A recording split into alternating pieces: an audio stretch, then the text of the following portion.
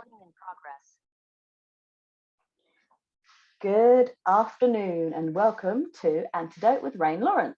I am joined today by Laurie Parker of Womb Wisdom. Oh my God, just mispronounced womb. Great start. Laurie is a radical birth keeper, postnatal doula, and what she calls a menstruality mentor, which we'll be diving into what that is a little bit more in our conversation. She provides holistic support to women as they journey through womanhood. Oh, that sounds so lovely. I need some of that in my life. Hi, Laurie. How are you? I'm good. Thank you so much for having me. You're so welcome. Thanks for coming on. So first of all, in the spirit of all things menstrual, let's start with what cycle day you are today and how's it making you feel?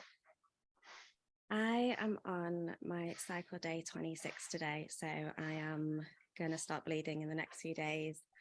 Okay. I am feeling, do you know what, I was so close to messaging you and being like, oh, can we rearrange when I'm like ovulating and feeling amazing? And then I just thought, no, like I can show up like wherever I am in my cycle, and yeah, I'm not any less than because I'm like premenstrual. Absolutely, and absolutely. Yeah, so I'm feeling quite sensitive today, like to sensory input, but also just emotional. I've had a good cry this afternoon. Oh, bless you. Good tears, bad tears, just tears? It's quite cathartic, I think. At this time in my cycle, I find it quite cathartic to have, because I'm ready for that release that comes when my period comes, when I'm bleeding. And so like when I have a good cry, it's like a little bit of that. I get a little bit of a release. Little pre-release from the face. Yeah. But yeah, I'm ready to withdraw from the world a little bit more. And yeah, I'm facing my inner critic a lot this last few days, which feels a little bit brutal, but we move. Okay, what has she had to say for herself this month? The bitch. Tell her. I know, right? Just a lot of like, oh, who do you think you are going on a podcast? Yeah, tell her to get but fucked. that's like one of the amazing things about like working with your own cycle is, yeah, your inner critic says stuff, but it's an opportunity to face her and be like, actually, yeah, I can see that you're a bit scared about me doing this, but I am like worthy of speaking about what I do. And like you get to have that little conversation with your inner critic, and then that's where like the growth comes in. So yeah, and to just sort of identify it and acknowledge and name it helps, I think, like, because otherwise you'd just be having that voice and sort of thinking, is that me, or am I going mad? Like, what? Who is that? I remember in Wild Power, I think it's Shani who spoke about how she did like her first radio interview, and she was in like the premenstruum during that, and then afterwards she was like sitting on a bench, and the inner critic was like, oh, you know, you weren't that good, and she sort of laughed at it like, well, it was my first try, like, calm down. You know, I'm not going to be perfect at everything the very first time I try them. So okay, well, thank you so much for not cancelling and for showing up. It's kind of funny because we have, hang on, let me look at, I've got my little chart here. We have almost, where are you? We're almost totally synced up. I'm day 27. Love that. Love. And I'm kind of feeling a bit like weird now because I'm feeling really, am I feeling really energetic or not? Am I just faking that? Because I'm like, oh, I'll go into podcast host mode. I think I might be faking, because now that you've spoken and you're like very calm and you're sitting there all snug with your tea, I'm like, all right, girl, chill. You are day 27. Calm down. Yeah, so I'm feeling, I have felt the call to, you know, have a bit of solitude and start to rest and wind it down for the bloods. Although my cycle last month was about 31 days. So I may not be as close to my bloods as I might expect if I have another long cycle this one. And it's been kind of weird this month. I've noticed that I haven't, not that I always do, but you know, when we sort of categorize the phases as like moving from, what is it, winter to spring, summer to autumn. I've had a really choppy one, so like it felt like the spring lasted forever and there wasn't really much of a summer, and or I'm still in the summer despite being day 27. It just felt a very like, when I do my journal, I often write down based on this cycle day what season I ought to be in, but this month I was just like put in the season that I felt, because I really Yeah. often felt like I'm not in summer despite being one of the summer days. I just don't feel Mhm. summery. So yeah, it's been an interesting one, but that's the beauty of this, isn't it? Like this spiritual practice, Absolutely. it's so central. Yeah, like we have this kind of ideology, this like basis of what the cycle might look like and what like an ideal cycle looks like, but really the practice is about connecting with yourself and taking that time to check in each day and go, okay, how am I experiencing the world today? And if you, I don't know, like say you've ovulated but actually you don't feel that like energetic, like wanting to be out in the world, like that's the thing you need to listen to, like how you actually feel rather than how Yeah. you think you should be feeling. Yeah, we definitely don't want it to be another tool to be like, oh, I'm not No. summer enough. Yeah, absolutely. And because then it just becomes like just another like patriarchal stick to be beaten with, this like another Absolutely. thing we Yeah. should be doing. And Yeah. actually I really see this as a tool for like reclaiming our like power and sense of self, and really like, yeah, being in deeper connection with ourselves. I couldn't agree more. However, I have at times fallen prey to, like, for instance, if I get a 28-day cycle, I'm secretly like, yes, I'm like so healthy and optimal. You're not alone. Me too. It does. There's something so satisfying about it, isn't it? You're just like, I am Mhm. archetypal woman. Yeah, when your like cycle's 28 days and it perfectly syncs up with the moon and your calendar's like all matched up with where you are in your cycle, it does feel good, but also knowing that it's like giving yourself the space to be accepting of like what's going on in your cycle when it doesn't look like that. Yeah, exactly. Talking of syncing up with the moon, do you know if you're a red mooner or a white mooner, or are you kind of somewhere in between? Oh, in It's fact, shit. I know that because you're on the same cycle as me right now. So we are, God, I always get this wrong. Basically, we're leading with the what's coming up on the 23rd, new moon. New moon. Yeah. So Yeah. ovulating with the full moon, Yeah. which And apparently is the like fertile maiden-y type energy mhm. as opposed to the older mother energy. Yeah, and it's really interesting because for a long time I was bleeding more around the full moon, and like over the last few months I've kind of made space for this idea that maybe I will have another baby, and I've noticed my Uh-oh. cycle shifting with that, which I Yeah. just, yeah, is really cool. Yeah, it's really cool. I had this similar experience. So before I was pregnant with Onyx, I was a whatever moon that is, like a full moon bleeder. Mm-hmm. And yeah, now that I'm clearly fertile and I'm actually, factually in my childbearing years, it's Yeah. shifted over. Mm-hmm. And so I've mentioned a few times now Shani Hugo Wurlitzer and Alexandra Pope's book, Wild Power. Um, and that combined with a realization when I was pregnant in 2018, that my mood was much more level when I was, not at the whim of the menstrual hormones, or Yeah. or the hormones of the cycle. And that's what got me into menstruality work. Who are some of your favorite authors or bloggers, and how did you sort of come to realize that this was a valuable practice? Oh, there's so many people I love to follow in this kind of like field, but definitely Alexandra and Shani are kind of have been at the core of like my journey to doing this work. And I did their like menstruality leadership program Oh, you did. Amazing. last year, which I was wanted to do that. incredible. Yeah, how did I come to work with the cycle? It really started as a personal journey. It wasn't something that I ever really imagined was going to be part of my work, which now I think is kind of crazy. Like, of course, birth and menstruality like go hand in hand. Like, Just you a little can't bit. really have A one little without the bit. other. Like, if you're not having menstrual cycles, then you're not going to have a baby. So yeah, but it started as a personal journey, and I think for so many years of my life I just didn't even know I had a cycle. And I think this is true for lots of women and girls, that they're not taught that. So I would get my period, which always felt really sporadic and unpredictable. I always thought that I had a kind of irregular cycle, but I just didn't really understand it. And then I'd bleed, and then I'd get back to living my life in quite a linear way. And then in 2011, I think it was, I read, what's it called? Taking Charge of Your Fertility, Okay. which is more about like the fertility awareness method. So I'd had a couple of miscarriages and an ectopic pregnancy, and I really wanted to like understand my body a little bit more.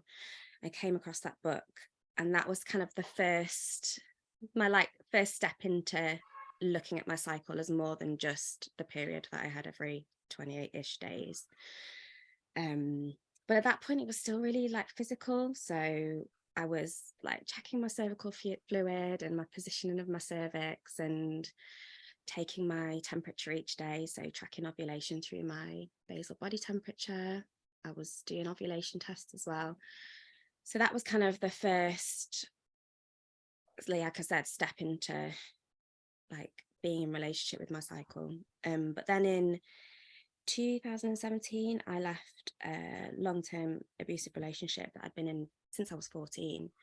And that was really the start of like a long journey of healing and coming home to myself and becoming and like stepping into who I am. And I think cycle awareness just has been such a huge part of that. So like the longer that I was out of that relationship, the more I realized that like I wasn't crazy and I wasn't broken or mentally unstable. I'm just a cyclical being. And I just wanted to understand that more. And then that's when I came across Red School and I read Wild Power, which I'm not a fan of like referring to books as Bibles, but if I was going to, I think this would be one. That being said, It would be this one, because it was like life-changing wisdom for me in so many ways. Like it offered an alternative narrative to everything that I was ever told about my body and who I am. And it just helped me to really make sense of how I experience the world. And yeah, I started to explore cycle awareness in a more holistic way. So it was less about what was going on in my body, like physically, and more about, okay, how do I feel? How am I experiencing the world today? And how does that shift day to day, week to week? And then as that personal passion grew, it just organically became like more a part of my work and more present in my work supporting women, especially like after. I think one of the amazing things about birth work is when you build relationships with those women, and then, you know, they go through their immediate postpartum and at some point their cycles return, and like that just became a part of it, like wanting to support women through that part of their journey into motherhood as well. So amazing. I'm so glad you I feel did. like I've Yeah, really gone on then. no, not at all. The book is, yeah, it is wonderful, isn't it? And I actually I started getting into cycle awareness. That pregnancy that I spoke about in 2018 didn't go to completion. I had a termination, and I noticed that like once my menstrual hormones were back, I was just like this sort of not out of control. That sounds a bit too severe, but like, yeah, like on this roller coaster ride of like the dips and the highs. And I started off looking at Millie Hill's Period Power. Yeah. But again, like you, I found that a little too, yeah, like clinical or medicalized, and more sort of about the physiological stuff. And I was more interested in, yeah, the more spiritual side. And I still to this day, like, if I'm struggling a bit with one season or one day, I might just return to the chapter in Wild Power that like sort of tells you what you ought to be doing or ways that you can better cope with that phase. Yeah. And yeah, it just saves me on so many occasions. So yeah, they are great. And you mentioned taking charge of your fertility. Do you remember the author? I think she's called Toni Weschler, I think. Okay, cool. I'll search that out and pop that in the show notes for our listeners. Something else you said. Oh, I just wanted to say, I mean, I don't know why I'm apologizing, but I'm just acknowledging that you were in an abusive relationship, and I'm sorry for that, and I'm so glad that you're free from that. Do you think, was that something, because you're very softly spoken and you seem quite a gentle soul, is that something that you've experienced before, and have you broken that pattern, or have you witnessed that in your childhood that you think maybe made you open to that sort of thing, sort of not having the boundaries to allow that in? I think I am a very gentle person and very like giving, and I think that combined with other things just about my personality, just made me quite vulnerable to someone who wanted to take advantage of me. And also, like, I met him when I was very young. He was much older, and like a lack of education, a lack of understanding of what healthy relationships should look like. And I think, you know, when I'm thinking about what I knew about my cycles, like, it extends beyond, like, it was kind of a holistic lack of education in terms of, you know, not just about what my cycles look like and what my body was capable of, but also, yeah, what do healthy relationships look like? What does it look like to have healthy boundaries with people? I didn't know any of that. Yeah. And I think that menstruality, again, is like, it's one of the things that is kind of given back to me, is knowing, I guess, like, knowing when I need those boundaries, when I need, like, listening to my needs, I guess, and knowing that they're important and that they can be prioritized, and I deserve for them to be listened to, Yeah. not just by myself, but by those who I'm in relationship with, whether Oh, that's like absolutely. romantic or friendships. Yeah, and healthy ways to meet them, you know, Yeah. like not the drinking or the chocolate or the staying up late watching TV, which, you know, I just picked those out of thin air. Like, Yeah. that's great. It's interesting that you mentioned education, because one of my I'm going to throw it out there as a 2023 goal. Not that I actually believe it could happen next year, but it's been something that I've been thinking about a long time, which is I'd love to provide like sex and relationship education or workshops for young people, because like you say, I think we can get to, you know, adulthood or our 20s or however old, in fact even older perhaps for some people, and not have been taught like really vital skills around not just sexuality but like our health and just sort of like interpersonal skills. And I'd love to provide that to young girls, like not just sex, but sex education, because I don't know, like it's been 20 years or more since I was at school, but the sex education was just very cursory, and it didn't take in the relational element. And also I think because young people are growing up now in such a pornified, is that the word, pornified culture and sexualized culture, that women and men, or young girls and boys, both need to be shown a more realistic conception of relating and sexual behavior, because I dread to think what they're sort of learning from the Malay that they're just swimming in, kind of thing. I think that is such an amazing goal to have, and so Let's needed. do it together. Yeah. 2023. Oh, Yeah, I would love that. You've committed now. You have the Because I mean, like, you know, I'm 32 now, so my sex education was a little while ago, but it was basically just don't have sex. Like, I went to a Catholic school. That really was it. Don't have sex.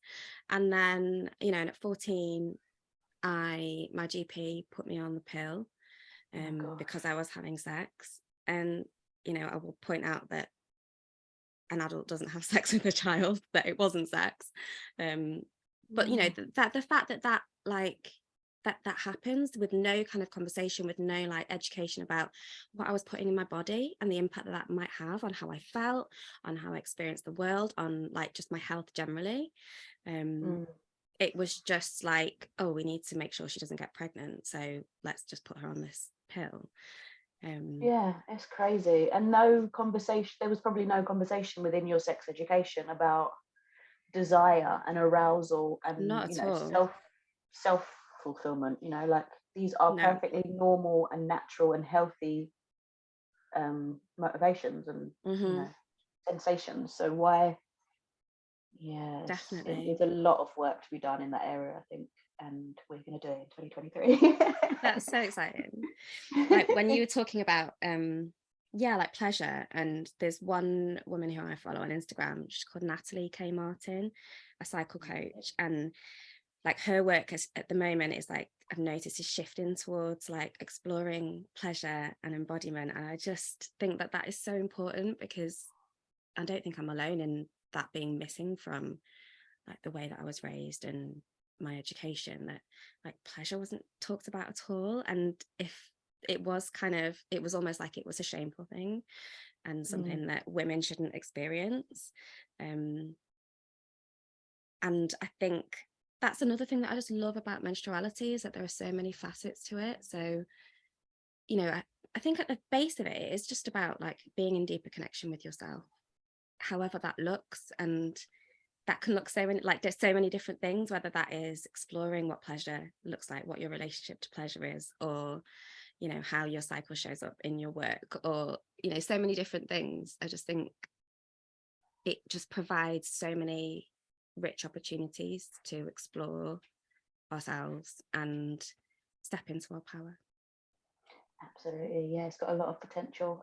I've not done very much in terms of like blood rituals, so like using the menstrual blood in sort of ceremonial stuff. But I've seen that God, I'm going to forget her name now. Jenny Wren, I think she goes by, but I can't remember what her Twitter handle is. The something witch. I But can't she remember does a lot either, of but I know that. who you Yeah, mean. you know who I mean. I'll put it all Yeah. in the show notes. But yeah, she's done that sort of thing a lot. And she's got that like sort of druidy priestess thing going on. Have you tried any of those sorts of methods, like using the blood in ceremony? Yeah, I think ritual is a big part of my cycle awareness. And some months I don't do it at all, and some months it feels really like important. I'm trying to think now, my mind's gone blank. I love like giving my blood back to the earth. I think that's a really powerful thing to do. And I'm not very green fingered, so my houseplants don't look great, but they love a bit of menstrual blood, honestly. Like they thrive when they, yeah. So that I love doing. Sometimes I like to make art with my blood, which is a bit out there for many people, and a bit like, I don't know, what's the word? A bit too far, but it just feels so like powerful to me to like when I think about like what our bodies do each cycle, like we've created this lining in our wombs and now we're shedding it, and like that feels really sacred to me, and to do something with that, to like use it to create something, is feels really powerful. Yeah, I can't think of anything else right now though that I do particularly like specifically with my blood. What about you? Yeah, like I said, I haven't done a lot. I usually just forget, because I just have a moon cup and I'll just be in the bathroom, and then the next thing I know it's down the toilet, and I'm like, oh damn it, like missed that opportunity. But yeah, I'd like to explore more. I'm not particularly artistic, so I wouldn't probably produce anything much with the art idea. But yeah, I'd like to try, give it a go. I've just tended to, like, if I remember, just tip it onto the land as like a gift or an offering. But yeah, nothing further than that. I guess the kind of revolution almost that we've seen with regards to period products over the last kind of, I guess, 10-15 years, whereby there's more like biodegradable and eco-friendly and different options to just your Tampax and panty liners. So I guess, yeah, I'm just kind of getting used to that idea of seeing the blood more, because I now use a moon cup. So before, when I was a tampon girl, you know, it wasn't, you couldn't actually get to it, you didn't see it, it was just absorbed. So yeah, I think there's potential to use that more in the future. I noticed on your go on, sorry.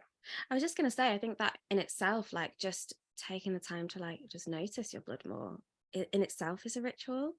Like that shift from it being something that is just soaked up by a tampon and then thrown away, Invisible, to something that you see and you notice and you acknowledge. That in itself is like so powerful. Yeah, I'm kind of surprised that, I don't know, it feels like moon cups should have been a thing longer ago, but it's quite a new thing for me. Probably less than 10 years since I've been using one, and it kind of feels like a very distant memory now of tampons and sanitary towels, like, and I would never go back. Like, I feel very grateful that we have all these options now, and it's all a bit more, like you say, you are aware to it and it's visible, as opposed to just this like industrialized thing that's away from you and sanitized and hidden. Yeah. Another thing that struck me recently, and I'm not sure if you have experienced this, is like a lack of awareness around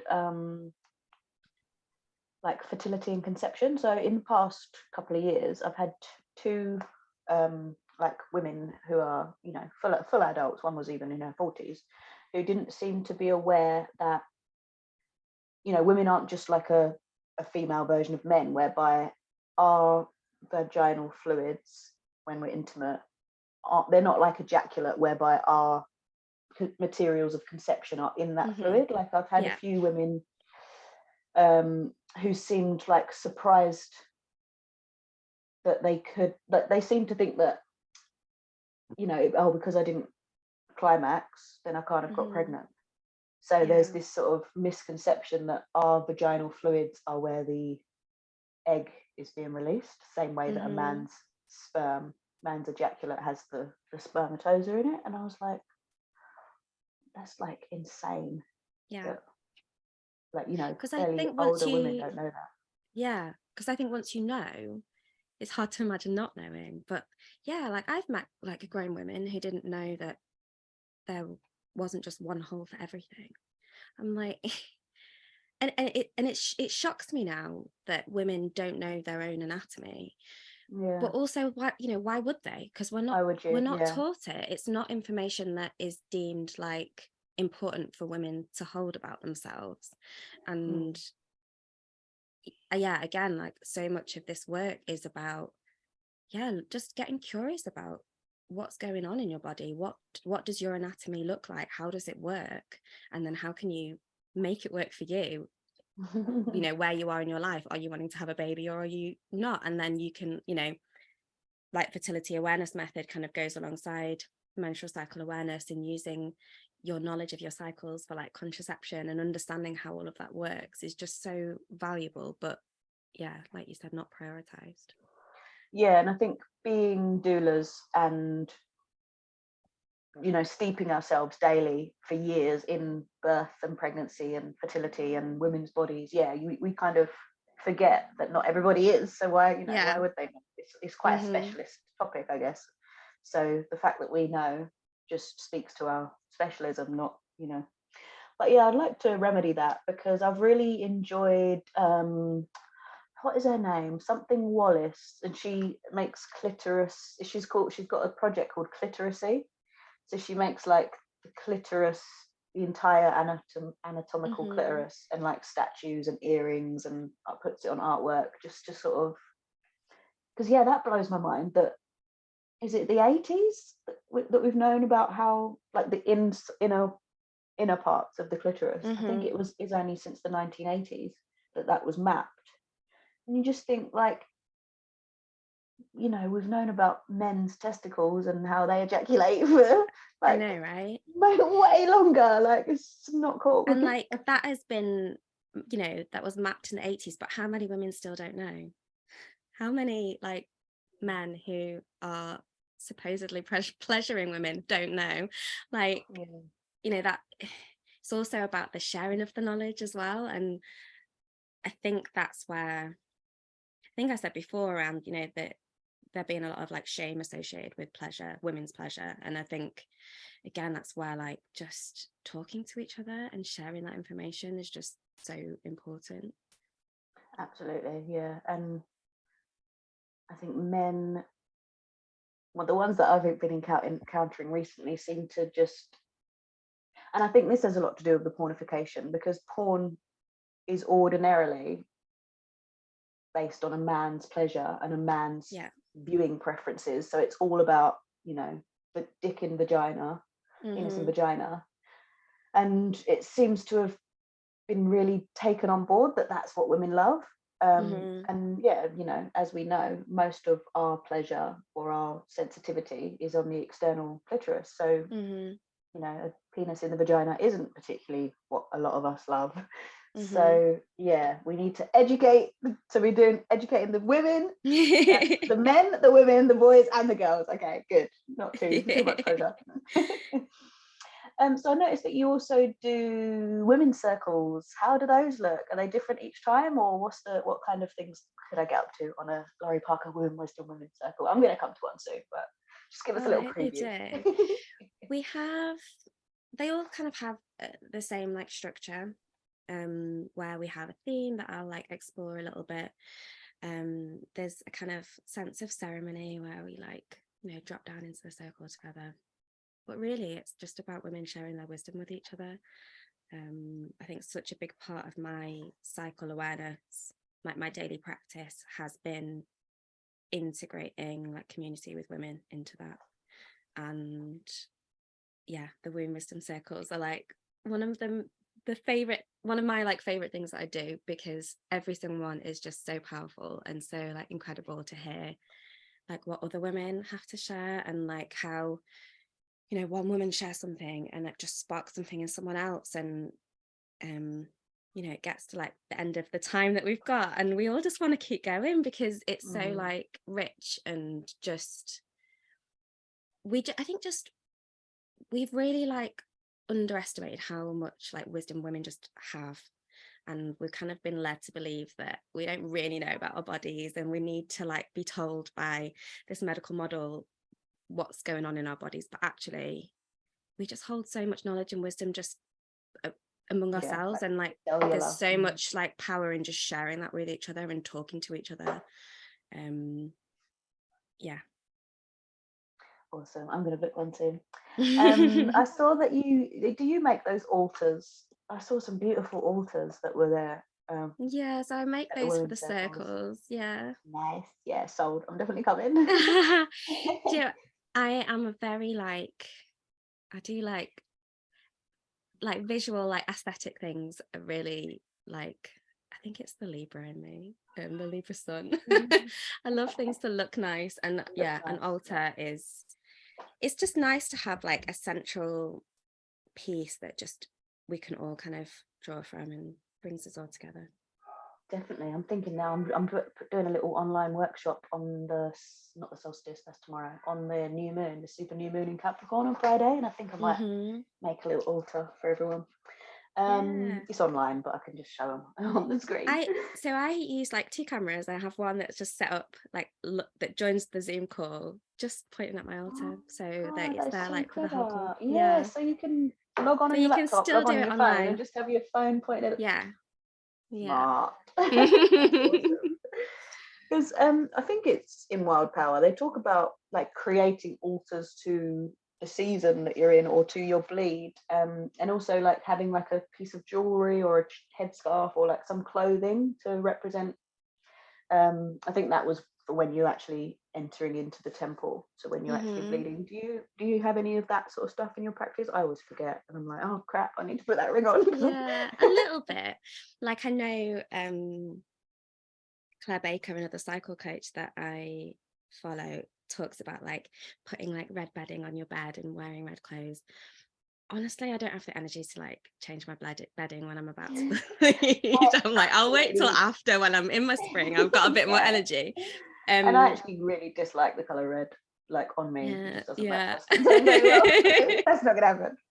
Do pink. But I do little things that just help me to remember that I'm bleeding, even though I'm getting all the signs from my body. But sometimes like life is just quite hectic, isn't it? So if I journal with a red pen, I have like a little I can't remember what it's called, thing that you put incense holder, that's like one I just use when I'm bleeding.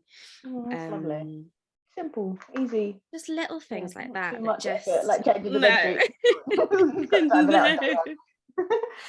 sheet. Yeah, nothing major. Okay, awesome.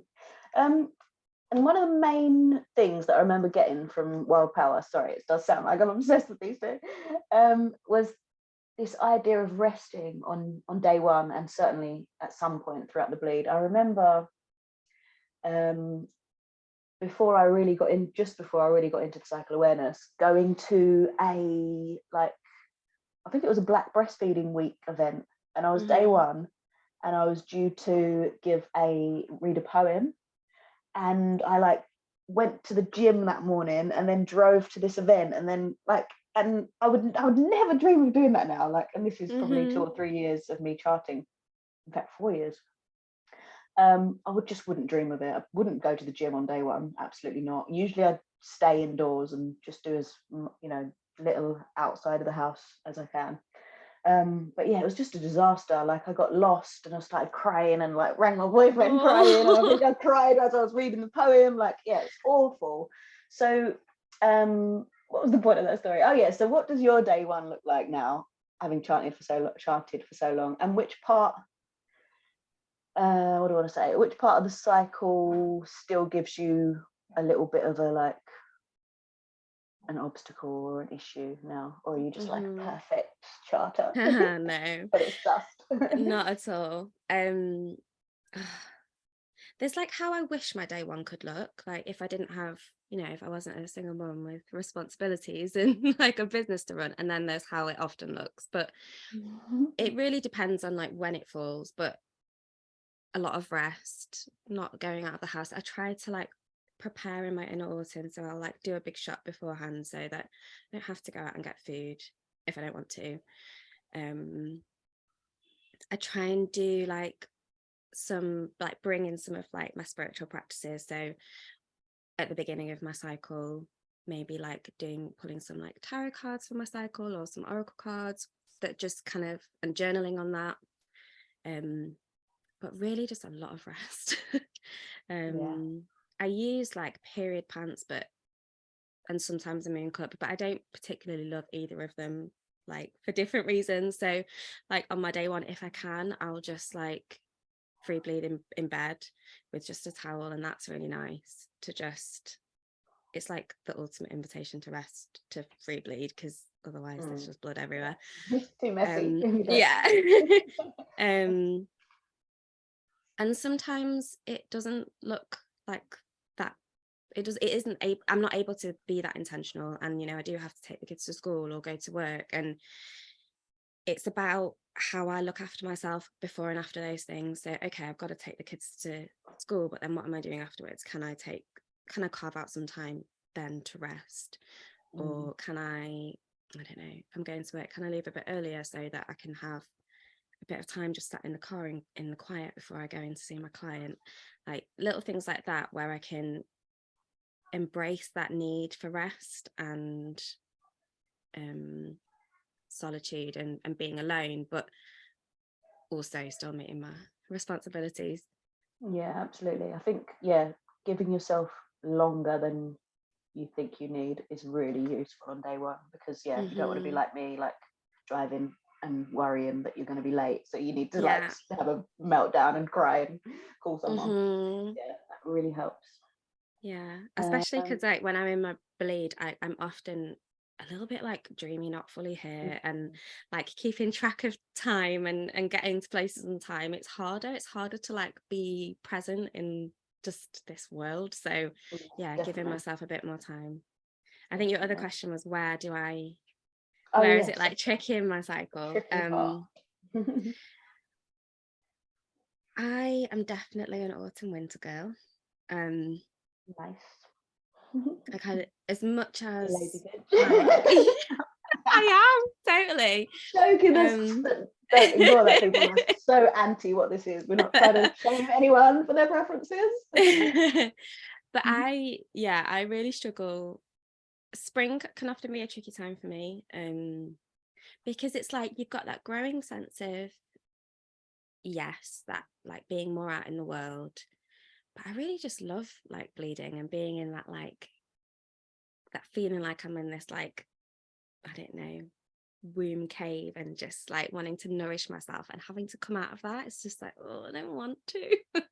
But I think there's like a vulnerability in spring where yes, you're called to like start to kind of be more out in the world, but also I guess just like a new plant, like you're tender and you're vulnerable, and there's like that need to hold that side of you as well, which I struggle with. And then summer, I think it shifts and changes, but I think I struggle with the kind of like that pressure to say yes, that pressure to be out in the world. And I'm really learning that I can use that time to say yes, but to keep my yes for me, that I'm saying yes to myself and not yes to everybody else. That has been a real like part of my journey with this work. But it's still really hard to not like overcommit and just end up completely burnt out by the time I'm like, well, by the time I've ovulated. Yeah. Yeah, I'm just remembering, I haven't done it for a long time, but I used to have this practice, and I think it's from the Red School, of like maybe in spring or in your bleed, charting or like coming up with what you're going to use your summer energies on when it finally comes. And I think that can help with the idea of like, you've got all this energy and people are asking you if things of you, so you do them, and then you're like, oh, okay, I just wasted all that on everybody else. So I might go back to that in 2023, give that another whirl, because yeah, I think summer's probably my most tricky, because it seems like anticlimactic, because I get these ideas in spring of like, oh look, I can do that and I can do this, and I'm a Gemini, sun and moon, so I'm like into everything. And then it arrives, and obviously I'm human and there's only 24 hours in the day, so I don't start a website or start a business in that 10 days, and then I'm like, oh, like I've failed. So that's my tricky part, I'd say. And also I think the transition from winter to spring, I'm often, because I have quite a short cycle, I bleed for 2 or 3 days and then stop. So there's this desire to like rush out. And because I've been indoors and resting, I'm like, yeah, cool, all guns blazing. And it's like, okay, it was too soon. You're not in spring yet. Get back in bed. Totally. I think transitions generally can be really tricky for like lots of women. They're like these liminal spaces in our cycle where we're not like quite in either season, and that can leave us feeling quite vulnerable. So I often struggle with that shift from one season to the next. And I know through the womb wisdom circles that I'm not alone. It's something that is like really common among women in their experience of their cycles. Yeah, totally.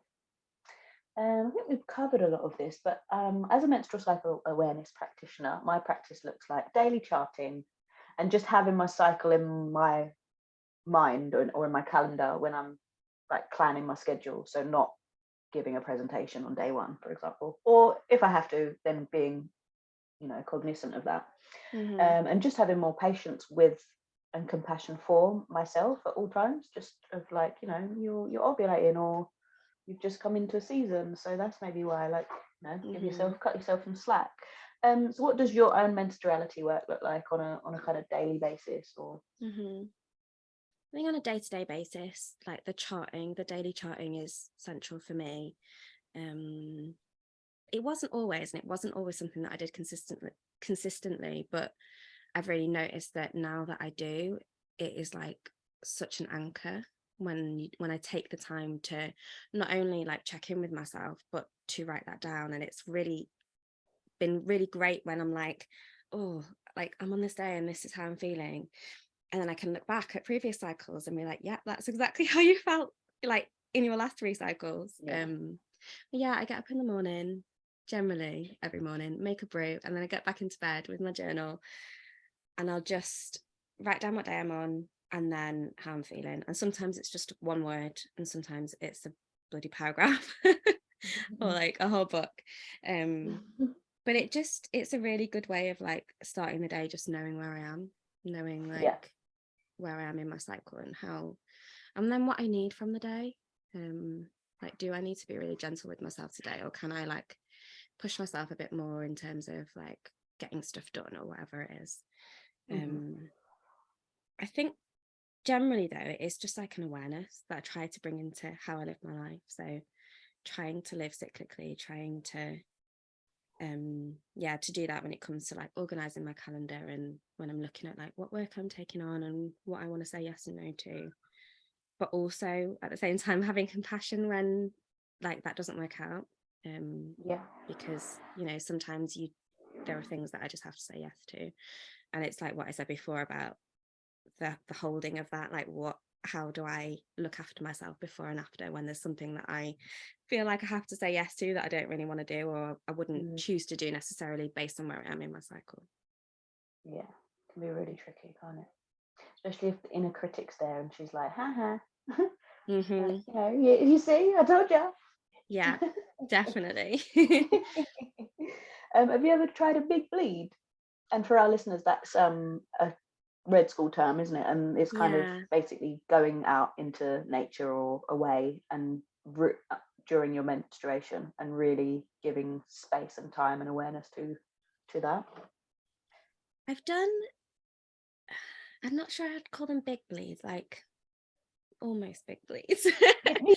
Where I've kind of like, been at home and the kids haven't been here, and I have been able to really just drop down and be present with my bleed and really be focused on what I'm going through in my inner winter.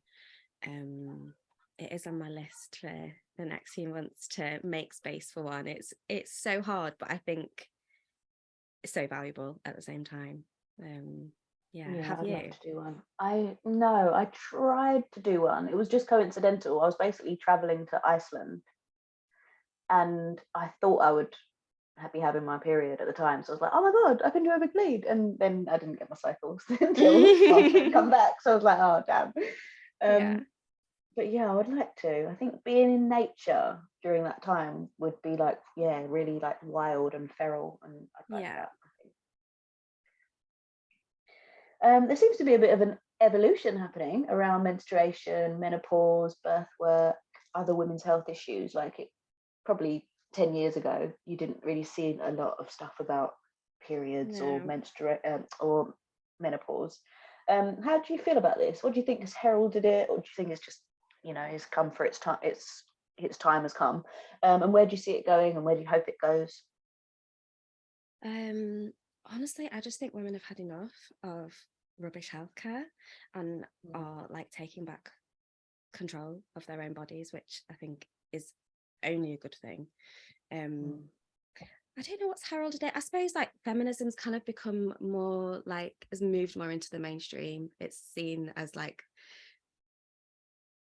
something that, all women should be embracing, rather than like something that's for the crazy women on the outskirts of society that actually, or even it's just something people. Yeah, all people. It's kind of embarrassing not to be a feminist now, isn't it? Yeah, like, exactly. Why? And then I guess I think with that, like, women are just starting to expect more and recognize that they deserve more when it comes to their healthcare. Because I mean, I can only talk from my experiences, but from my experience, women's healthcare in this country is just dire. It's rubbish. And it's not particularly caring.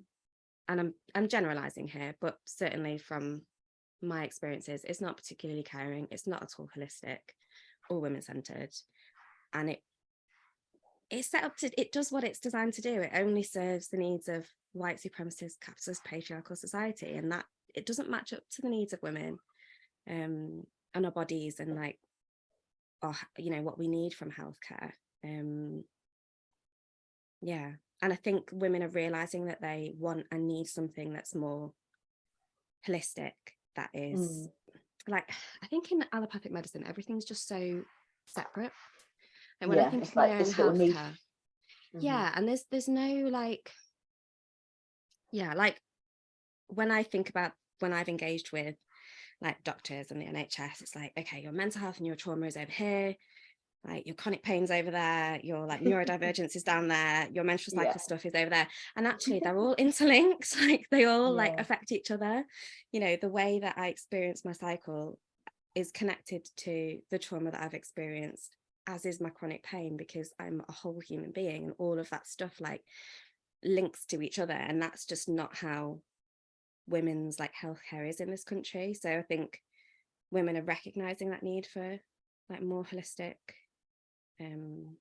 care, and I think with that there's like this growing realization that we hold the real knowledge and wisdom about our own bodies, which when I say it, it's like, yeah, of course, but that's not what we've been like conditioned to believe growing up. It's like, we've been kind of raised to, most of us, within a society, within systems that are like founded by privileged middle-aged white men, and like how are they going to know what my, you know, how are they going to know my body better than I do, because I'm not a middle-aged white man. And then I think with that comes like a real reclamation of our power and our autonomy, and like rejecting systems and treatment that just doesn't serve us, and then finding better alternatives. And there's been I think a real growth in terms of the way that like women connect with one another, and that sharing of knowledge. I think that is like a real powerful part of it, that it's not just like you go to your doctor and your doctor tells you what has to happen. Actually, you can talk to your friends, you can talk to other like wise women and get different perspectives and different knowledge and information, and then use that to make your own like informed decision. Yeah, absolutely. I think sisterhood and that sense of community is such a like healing in itself. Yeah, I really would love to start some women's circles as well myself. Oh, you definitely just come should. to yours. Just come to yours. You do both. Like, I don't think there's ever like, when I was starting the women's circles, I was like, but there are quite a lot of like women's circles in Manchester, but actually there's space for them all because there are so many women. There's so many like very much community really anywhere else, do we? So we have to just build it. Exactly. That made me think of what was the documentary called? I watched a documentary the second one made by Ricky Lake, The Business of Birth Control. Yeah. And like a lot of what you were speaking about just then, about how we're just basically sold pharmaceutical remedies to prop up and bolster big pharma, and you know how much time and interest are doctors taking in women and seeing them as a whole person and getting to the root cause, rather than just, oh, you've got acne, go on the pill, or you don't want to get pregnant, go on the pill, or you've got pain, go on the pill. Like, it was a real eye-opener. Good documentary.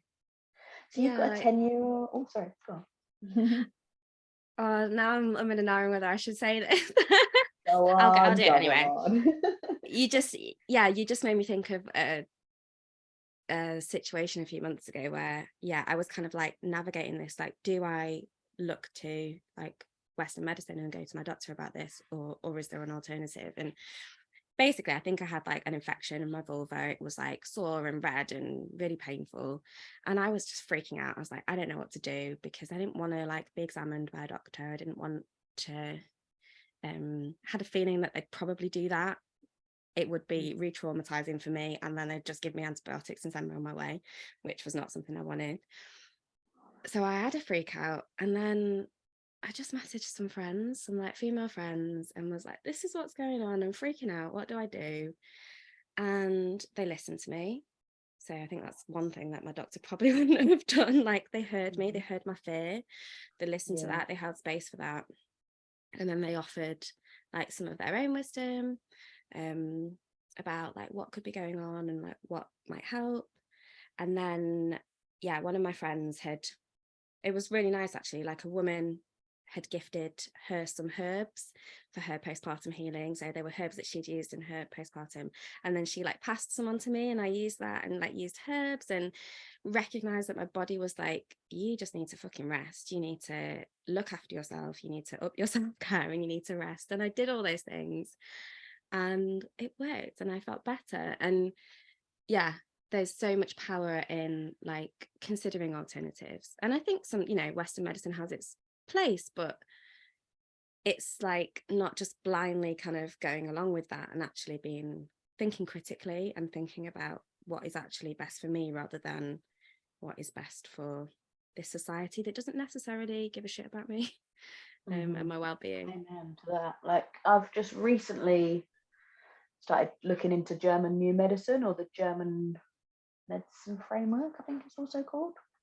And a lot of that talks about how we sometimes don't give our bodies space and time to do what it's going to do naturally. And because we jump in with the antibiotics or the pain relief or the whatever, we think that it's that's done the trick, but actually the symptoms were our body healing.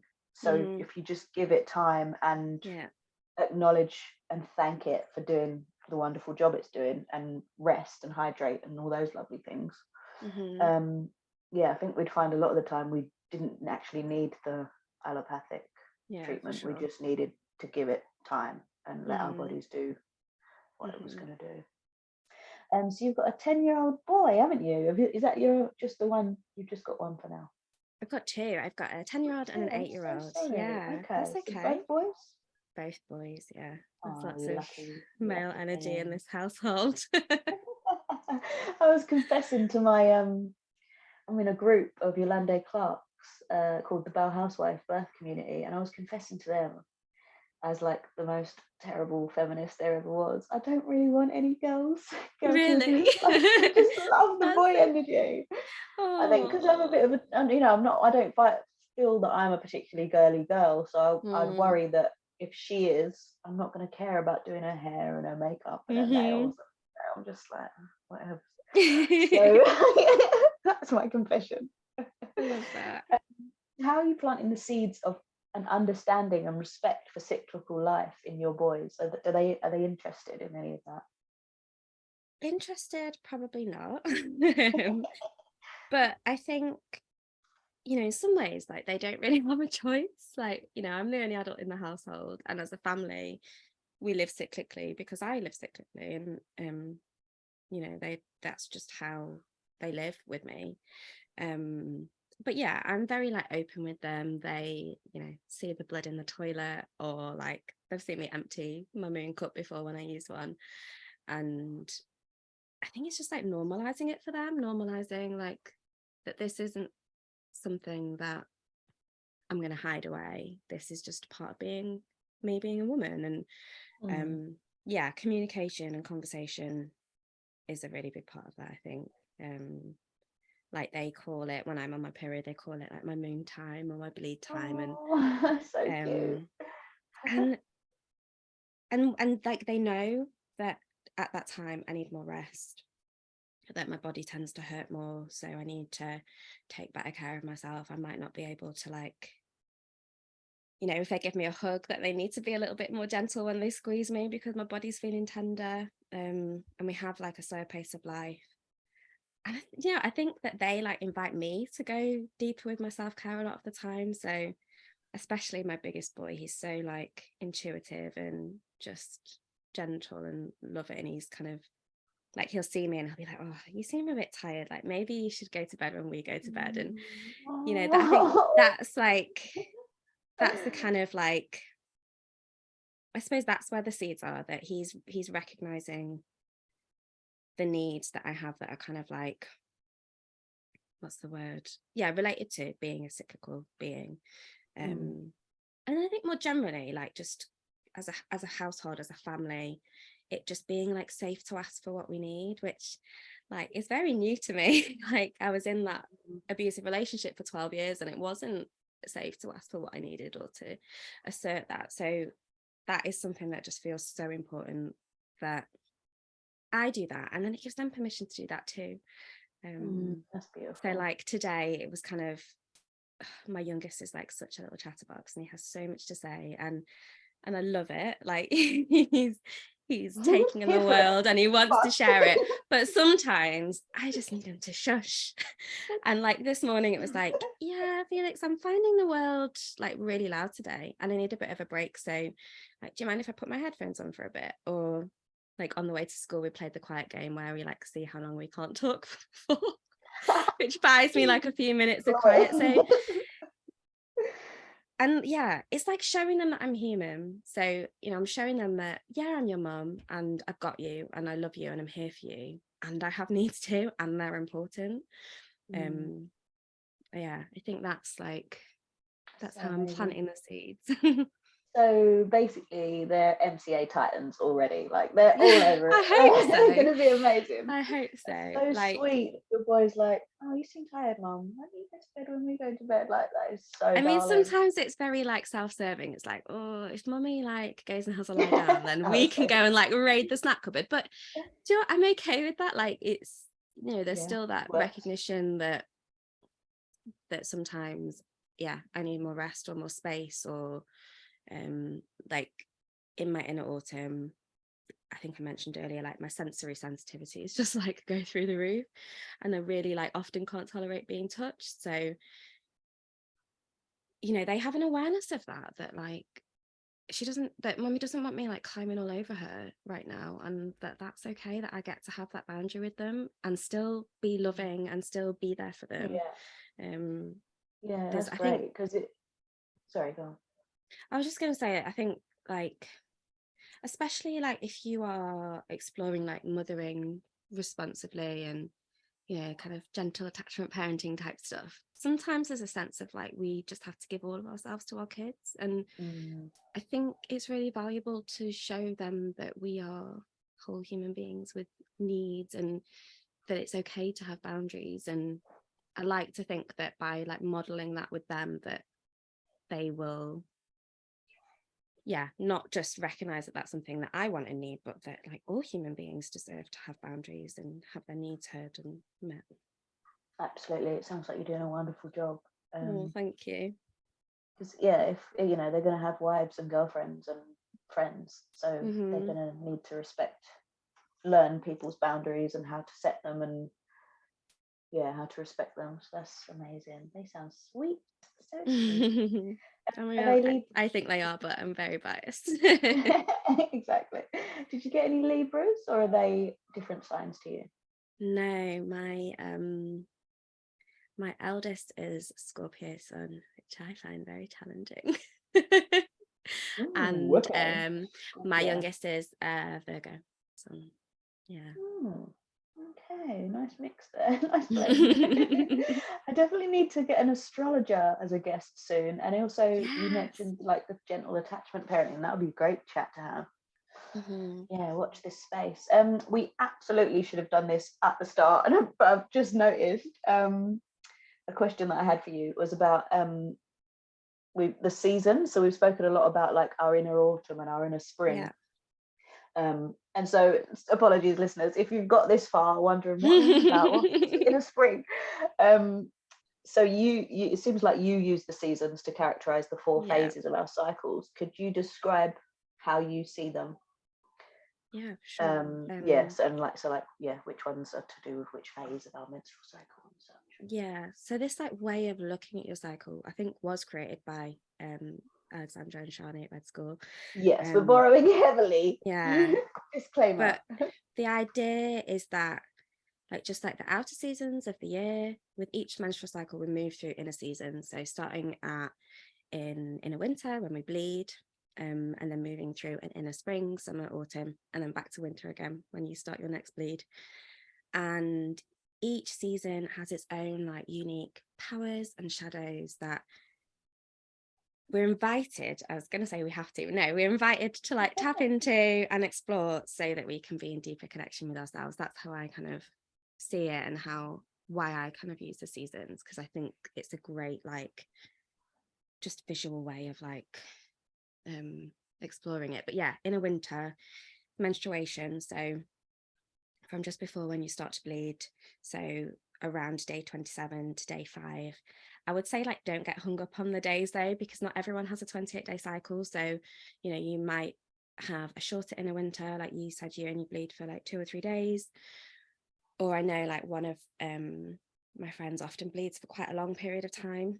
So yeah, not getting too hung up on the days and more about like how you're feeling.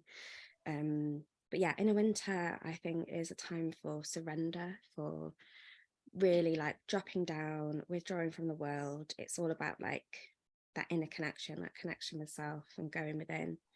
And yeah, we're called to like detach from the world and to just really like claim space for ourselves. And I think that's where I think rest really comes into it for me, is like reclaiming that space to rest so that like my inner wisdom can really like come through. Of course, because if you're rushing around, you're not gonna exactly hear the messages. Yeah, that makes sense. Yeah. And then in a spring, so that's like your follicular phase of your cycle, so when your period's ended but you've not ovulated yet.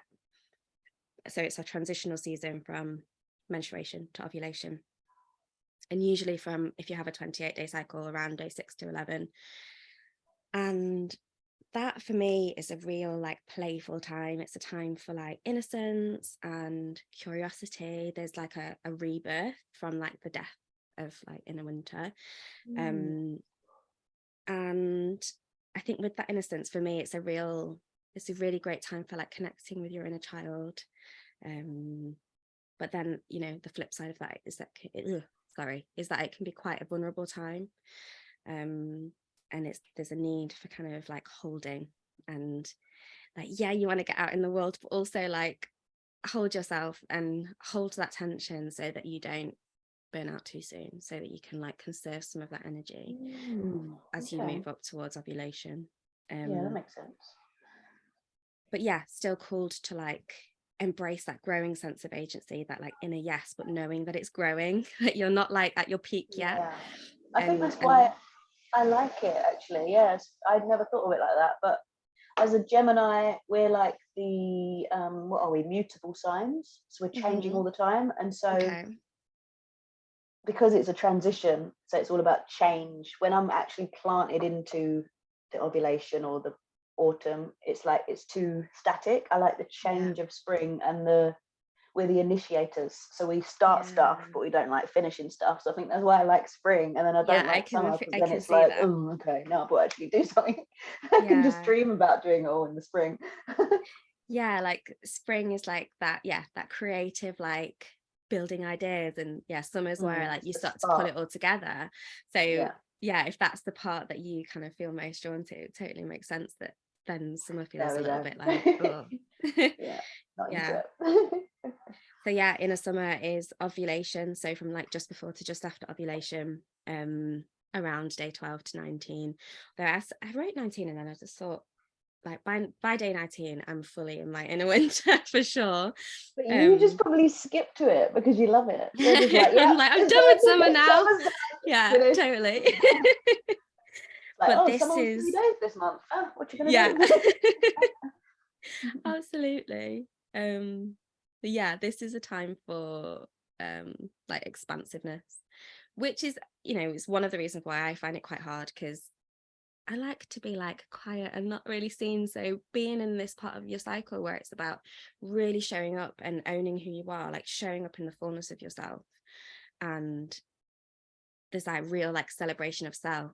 It's not a time for your inner critic. Like if your inner critic showing up here, you need to really tell her to fuck off. Because it is about celebrating yourself, really owning who you are. It's a time, I mean, I think that the whole cycle is a time to explore this, but sensuality, sexuality, for a lot of women, that's a time when that like really shows up. But also nurturing yourself. I kind of like I was reading about like archetypes in the cycle, and I was reading about like the mother archetype being like associated with summer. And again, it's about like having that yes, but keeping some of it for yourself and making sure that you really nurture yourself as well. That yes, you're showing up and you're giving to the world, but like how are you fueling that? And that has to be by fueling yourself. Like but in summer, call to say yes, to really like declare and celebrate ourselves. As I said, remembering that yes can be for you. Yeah, because like you say, it's probably only seen as like a great time for mothering, because society tells us that a mother is, all giving, constantly there to provide and to nurture and to care and to, but that is not the only way to mother. And it's probably, a very materialistic, capitalist idea that's the best mother, that's the best way of mothering. So and then after inner summer, inner autumn, so that's like your luteal phase, another transitional season. So you've ovulated, but you haven't started your period yet, from around day 20 to 26. And yeah, it's a real time for like introspection, like looking within, a real need to hold boundaries, owning your no. And I think like the premenstrual phase in autumn just really gets a bad rep, that, you know, women are bitches and, you know, you're moody and you just want to eat everything. And actually, I just think the world like struggles to handle it when women just stop putting up with everyone's bullshit. Yes. Because that's what it's about. It's about like, you know, just like not being willing to accept other people's shit anymore, and like really just literally no tolerance or patience for that. yeah. And surely autumn. like that's a good thing for women to just be like, no, no, like this is how it's going to be. And you know, I think a lot of that is tied in with a kind of heightened sensitivity and intuition around this time. I always like think when I'm premenstrual, I have such a good bullshit detector. Like, and I love that. I love that I can like smell that shit a mile off, and I'm not engaging with it. But yeah, on the flip side, there is that like reckoning with your inner critic, and you're called to do that. Like this is the space where you are invited to meet your inner critic. So whereas like in spring and summer, it's more about, you know, when that inner critic pops up, just being like, no, don't want to listen to you. And as we move into autumn, it's more about, okay, what is she saying? And what is she really trying to communicate? Like what's behind what I'm hearing? Because, you know, at the face of it, it might be, I think what I said at the beginning of the podcast was like, you know, she's saying, who are you to think that you can be like a guest on a podcast? And actually what's behind that is she's scared.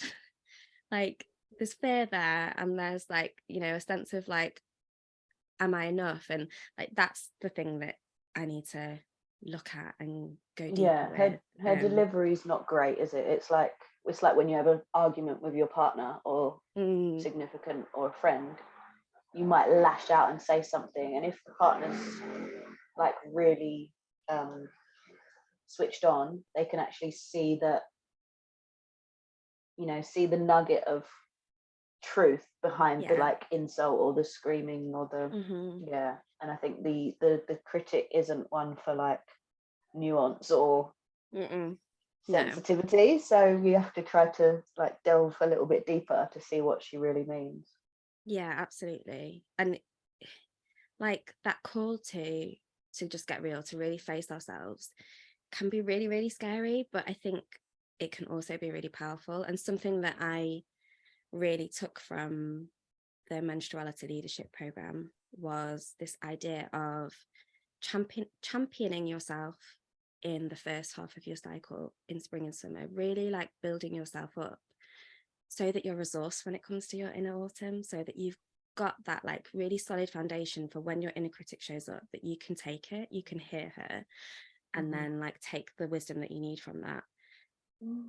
That if we don't do that like championing, that like building ourselves up, of course she's going to decimate you, because you're not going to have the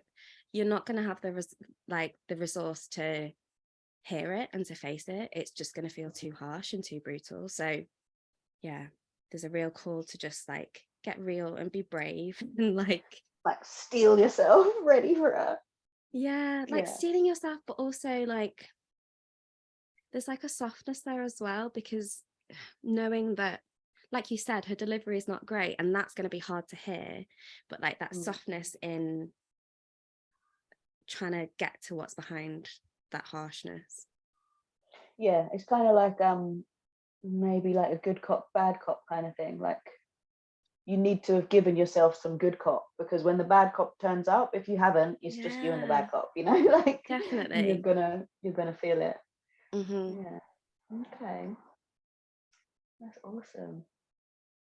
I love menstruality. It's so cool. I'm so grateful that I finally discovered it in like my 30s, because it's so I powerful. feel like so powerful, and I feel like we will probably, hopefully, fingers crossed, have a easier time in menopause, because we've given our cycles such credit and attention throughout our lives. So we're not just going to be blindsided at, you know, in our 50s or whenever it finally happens. Oh, I hope so, because like part Yeah. of me Fingers is crossed. like excited about menopause and what that rite of passage is going to mean for me and what that's going to look like, but also it feels really scary. And like, yeah, feeling like this work that I'm doing now, that I'm putting in now, is gonna, I guess, in the same way that like like I was talking about championing yourself, how that builds you up in autumn, that this larger like body of work of cycle awareness and menstruality is gonna prepare me for a menopause that hopefully won't feel completely horrible. And I think Yeah, I it's, think it can only help, you know. yeah, and I think it helps for like other rites of passage as well. Like in my experience, women that are more in tune with their cycles have, it shifts their experience of birth and of postpartum. Like the women who are practicing menstrual cycle awareness are, I've, in my experience, are more willing and able to look after themselves in postpartum and to rest and to invite in that support so that they can really let their bodies heal. Yeah, I think it can be, I think it's just like a life tool to have as like, It's just sort of like overall life training, yeah, isn't it? Like, yeah, definitely. being aware of what you need in the moment and Mm-hmm. giving it to yourself, essentially. Yeah. All right, fantastic. I've so enjoyed this. Thank you so much for coming on, Laurie. And Oh, I'm I've going to let you go loved to it. bed, bless you, because your day's 6. Goodness me, and you're up still, and it's like, what, I 10 to know. 9? 10 to 10? Yeah. Goodness me. Oh All no, right, have a great. it's been amazing. You're so welcome. Thank you for coming and have a Thanks great so sleep. much. Thank you. You too. Loads of love. Bye. Bye.